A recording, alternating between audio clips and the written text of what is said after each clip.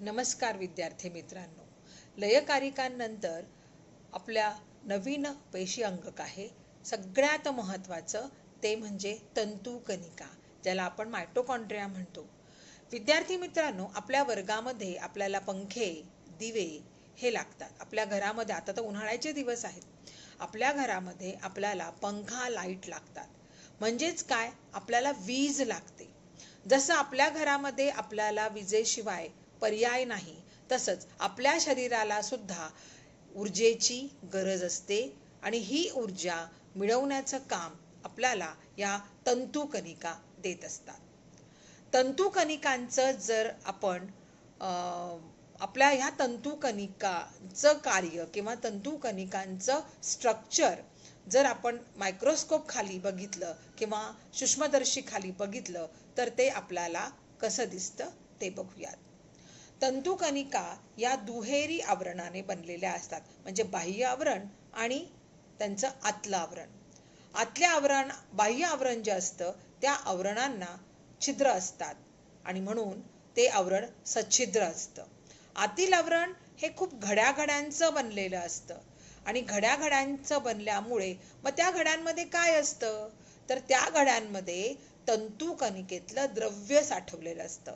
मग ह्या द्रव्यामध्ये काय असतं, तर ह्या द्रव्यामध्ये रायबोझोम, फॉस्फेटचे कण, DNA चे रेणू असतात आणि त्यामुळे या तंतुकणिका प्रथिन संश्लेषित करू शकतात, म्हणजे प्रोटीन सिंथेसिस करू शकतात. या तंतुकणिकांच्या पेशीमध्ये कर्बोदक आणि मेदांचं ऑक्सिडीकरण होतं आणि त्यामुळे ऊर्जा तयार होते किंवा ऊर्जा मुक्त केली जाते आणि ही ऊर्जा ATPच्या स्वरूपात साठवली जाते. वनस्पती पेशी, आपण जर वनस्पती पेशी आणि प्राणी पेशीची रचना बघितली तर आपल्या हे लक्षात येतं की वनस्पती पेशींमध्ये तंतुकणिका या संख्येने कमी असतात, पण प्राणी पेशीमध्ये मात्र त्यांची संख्या जास्त असते. त्याचं कारण हेच आहे विद्यार्थी मित्रांनो, की आपल्याला तंतुकणिका आपल्या शरीराला जी दैनंदिन कार्यकृतीसाठी, बसण्यासाठी, अभ्यास करण्यासाठी, पळण्यासाठी, इतर कामं करण्यासाठी ऊर्जेची आवश्यकता असते आणि मग हीच ऊर्जा आपल्याला या तंतुकणिका मिळवून देतात. मग ह्या तंतुकणिकांपासून मिळवलेल्या ATPच्या स्वरूपात जी ऊर्जा असते तिचं कार्य काय आहे, तर या तंतुकणिका आपल्याला ATPच्या स्वरूपात खूप मोठ्या प्रमाणामध्ये ऊर्जा मिळवून देतात. आणि दुसरं कार्य आहे, ही ATPच्या स्वरूपातील ऊर्जा वापरून आपण स्वतःसाठी प्रथिन, कर्बोदक आणि मेद संश्लेषण करू शकतो. आपण संश्लेषण करू शकतो म्हणजे आपण ही ऊर्जा वापरून प्रथिनांचं, मेदाचं आणि कर्बोदकांचं रूपांतर ही करू शकतो. आणि म्हणूनच तंतुकणिकांना आपण ऊर्जा निर्मिती केंद्र असं म्हणतो किंवा यालाच पॉवर हाऊस असं म्हणतात. कारण जर ऊर्जा निर्माण झाली नाही तर आपण आपल्या दैनंदिन कामं जी आहेत ती करू शकत नाही. प्रत्येक कामाला धावायला, पळायला, अभ्यास करायलाही आपल्याला ऊर्जेची आवश्यकता असते आणि ही ऊर्जा आपल्याला या तंतुकणिका मिळवून देतात. असं हे तंतुकणिकेत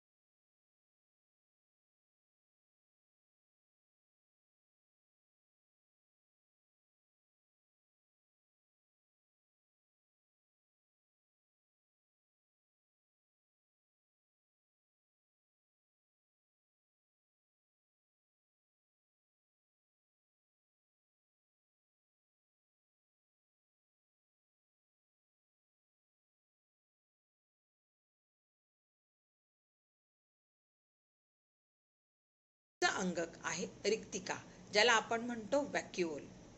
तुम्हाला वनस्पती पेशी आणि प्राणी पेशीची आकृती जर आठवत असेल तर तुमच्या लक्षात येईल की वनस्पती पेशीमध्ये रिक्तिका ह्या आकाराने मोठ्या असतात, पण त्याच रिक्तिका प्राणी पेशीमध्ये आकाराने छोट्या असतात.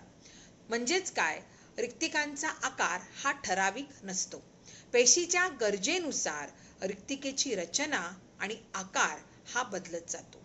मग ह्या रिक्तिकेचं काय कार्य आहे, तर सगळ्यात महत्त्वाचं, पेशीमध्ये जे परासरणीय दाब असतो किंवा जे ऑस्मॉटिक प्रेशर असतं, याची माहिती आपण याच्या आधी घेतलेली आहे. तो नियंत्रित ठेवण्याचं काम ह्या रिक्तिका करतात. त्याचप्रमाणे चयापचय क्रियेमध्ये तयार झालेली जी उत्पादिते असतात, ज्याला आपण प्रॉडक्ट म्हणतो, त्याच्यामध्ये आहे ग्लायकोजन, प्रथिन आणि पाणी, ते साठवण्याचं काम सुद्धा या रिक्तिका करत असतात. ह्या रिक्तिकांची कार्य वेगवेगळ्या पेशीमध्ये वेगवेगळी आहेत. प्राणी पेशीमध्ये ह्या रिक्तिका टाकाऊ पदार्थ साठवतात, तर अमिबासारख्या एकपेशीय प्राण्यामध्ये ह्या रिक्तिका अन्नाचं पचन करण्यासाठी, म्हणजे अन्न पचनपूर्व साठवलं जातं. वनस्पती पेशीमध्ये मात्र ह्या रिक्तिका पेशीद्रव्याने भरलेल्या असतात आणि त्यामुळे त्या पेशीला ताठरता आणि दृढता निर्माण करून देतात. म्हणजे त्या पेशीला रिजिडिटी याच्यामुळे निर्माण होते. म्हणजे जसं जसं रिक्तिका पेशीद्रव्य जसं जसं कमी जास्त होत जातं, तसं तसं त्यांच्यामधला ताठरता आणि दृढता याच्यावर परिणाम होत जातो. अशा पद्धतीने आपण रिक्तिकेचं कार्य आणि रचना